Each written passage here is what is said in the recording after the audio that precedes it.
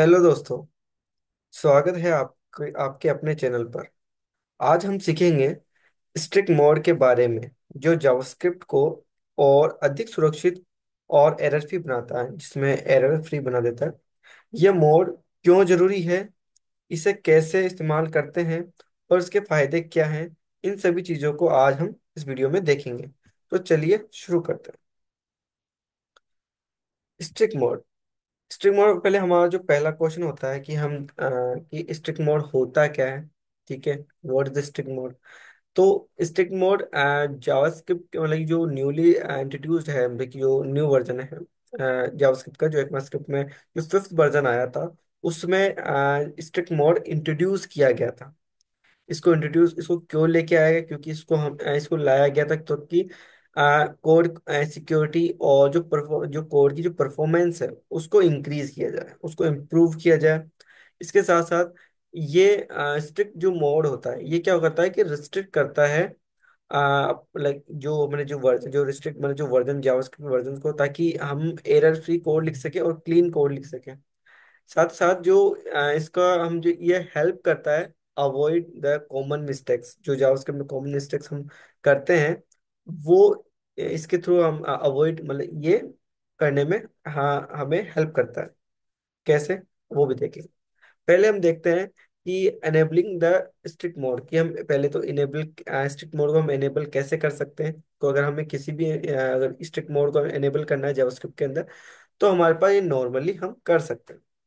इसमें हम किसी भी फाइल में स्टार्टिंग में अगर हम यूज स्ट्रिक्ट लिख देते हैं, तो इसके यूज स्ट्रिक्ट लिखने के बाद में इसमें होता ये है कि फिर ये स्ट्रिक्ट जो रूल्स हैं उनको फॉलो करता है। जैसे अभी इसमें अगर मैं यहाँ पे नॉर्मली जैसे 11 यहाँ पे लिखा है क्या, लेट एक्स की वैल्यू मैंने 10 दी और यहाँ पे मैंने इसको प्रिंट करा रहा हूँ लोग, तो इसकी जो वैल्यू होगी, वो वैल्यू जो 10 है वो प्रिंट हो जाएगी। लेकिन सपोज अब मैं नॉर्मल जेएस, जब हम नॉर्मल जेएस यूज करते हैं, जिसे हम वेनिला जेएस कहते हैं, उसको जब हम यहाँ पे अगर हम लेट नहीं भी लिखें और दैट भी करते हैं, तो भी वो कंडीशनली चल जाता है, वो एरर हमें शो नहीं करता। लेकिन यहाँ पे नॉर्मली शो में एरर शो कर देगा। ठीक है, वो हमारे को नहीं। लेकिन हम यहाँ पे नॉर्मली हम क्या कर सकते हैं, किस तरीके से हम चलाते हैं, तो ग्लोबली स्ट्रिक्ट मोड हम इस तरीके से पास करते हैं। और अगर हमें स्पेसिफिकली ब्लॉक्स के अंदर या फिर स्पेसिफिकली फंक्शन के अंदर हमें अगर स्ट्रिक्ट मोड लगाना हो, तो हम कुछ इस तरीके से हम स्ट्रिक्ट, जैसे फंक्शंस, उस पर्टिकुलर फंक्शन के अंदर पहले कुछ भी उसमें एक्टिविटीज करने से पहले या कुछ भी अदर कोड लिखने से पहले हम अगर यूज स्ट्रिक्ट लिख के यूज करते हैं, तो यहाँ पे उसका यूज ये स्ट्रिक्टली पर्टिकुलर फंक्शन के लिए ये स्ट्रिक्टली मोड पे परफॉर्म करेगा। तो यहाँ पे अगर आप जो माइनस प्रॉब्लम्स होती है, माइनर मिस्टेक्स होती है, वो यहाँ पे आप नहीं कर पाओगे, क्योंकि अगर कुछ भी करते हो तो ये आपको एरर थ्रो कर देगा, आपको एरर बोल देगा कि एरर है। अब हम बात करते हैं कि जो कॉमन मिस्टेक्स होती है, जो नॉर्मली हमारे स्टिक्स मोड में, जैसे कि मैंने बताया अभी प्रीवियसली कि हम अनडिक्लेयर वेरिएबल जैसे हम नॉर्मली हम यूज करते हैं, तो अभी क्या करता है कि वैसे नॉर्मली चल जाता है। लेकिन जब हम यूज स्टिक मोड पे जो ग्लोबली स्टैक लगा करके हमने इसे कर रहे हैं, तो ये हमारे को एरर कौन सी देगा, ये हमारे को रेफरेंस एरर दे देगा।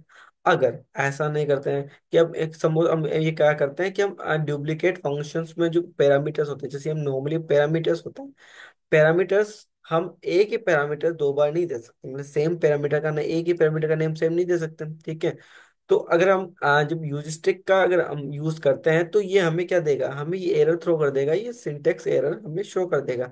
अदरवाइज क्या होता है कि ओवरराइड कर जाता है और हमें एरर थ्रो, हमें एरर नहीं बताता। जब नॉर्मल हम यूज करते हैं तो नॉर्मली हमें शो ही नहीं करता, लेकिन ये एरर है। लेकिन ओके, और उसके बाद में डुप्लीकेट फंक्शंस पैरामीटर, कि अगर ये देखो यहाँ पे हम जैसे ही जैसे ये होता है डुप्लीकेट फंक्शन पैरामीटर्स के, अब यहाँ पे देखो हमने यहाँ पे अब यूज स्ट्रिक लिख दिया है, तो अब इसमें क्या होता है कि नॉर्मली इसका जैसे ये पाई का टाइप, पाई की वैल्यू है, उसके इसका जो टाइप एरर इसमें शो करेगा। अगर नॉर्मल अगर ये हुआ कि हमने इसमें क्या किया है, देखो हमने यहाँ पे पाई किया है। ठीक है, तो पाई क्या है, व्हाट इज द पाई।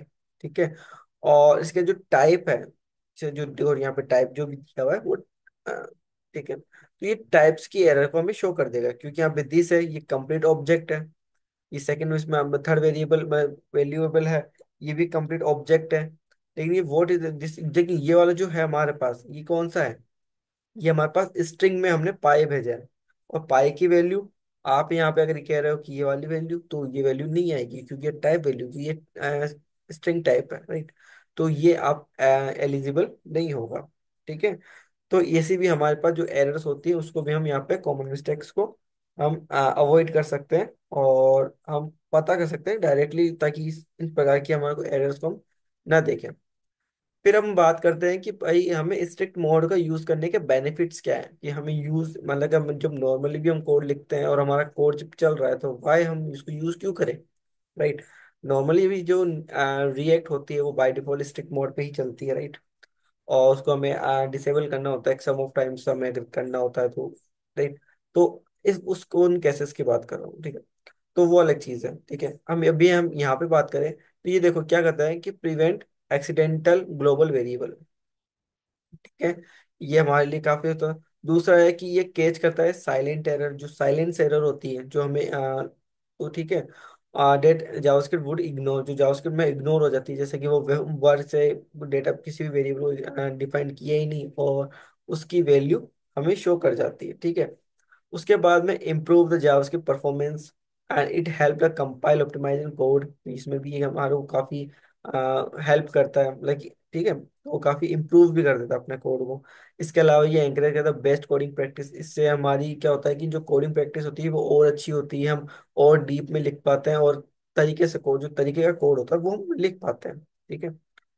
उसके बाद में हम देखते हैं कि when to use strict mode, कि हमें स्ट्रिक्ट मोड हमें कब यूज करना चाहिए। पहला, कि जब हमारे स्कूल इसका यूज तब करना चाहिए कि जब अपना प्रोजेक्ट को लार्ज स्केल पे वर्क करता हूँ, पहला तो ये। दूसरा हमारा ये है कि जब मतलब कि अब जब हमारा क्या होता है कि मतलब कि अपना जो सिक्योर कोड लिखना हो, और मेंटेनेबल, जो कि जिसको हमें मेंटेनेबल रखना हो, ठीक है, कि टाइम टू टाइम उसको हम अपडेट करते हैं उसको, ताकि वो कहीं कहीं और पे इफेक्ट ना डाले, प्रॉब्लम्स ना करे। तो मेंटेनेबल कोड लिखने के लिए रखते हैं कि अगर आप जब लिख रहे हो तो मेनली आप प्रोजेक्ट बना रहे हो, तो आप स्ट्रिक्ट मोड का यूज करें, ठीक है। और इसके अलावा कि ये ऑप्टिमाइज, मतलब कि अगर आपको जावास्क्रिप्ट का कोड को पर उसकी परफॉर्मेंस को ऑप्टिमाइज करना हो तो भी आप इसका यूज कर सकते हैं। इन शॉर्ट, अगर मैंने इसका कंक्लूजन निकालते हैं तो इसका कंक्लूजन क्या निकलता है।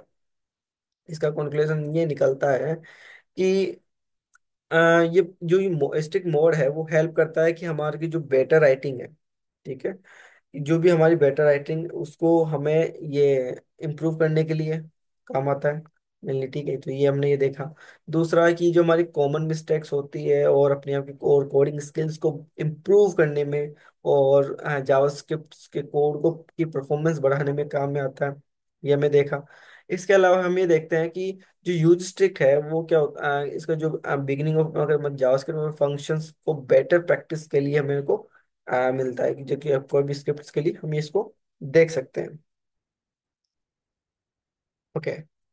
तो दोस्तों, इस वीडियो में हमने जाना कि स्ट्रिक्ट मोड क्या होता है, इसे कैसे उपयोग करें, और इसके क्या फायदे हैं।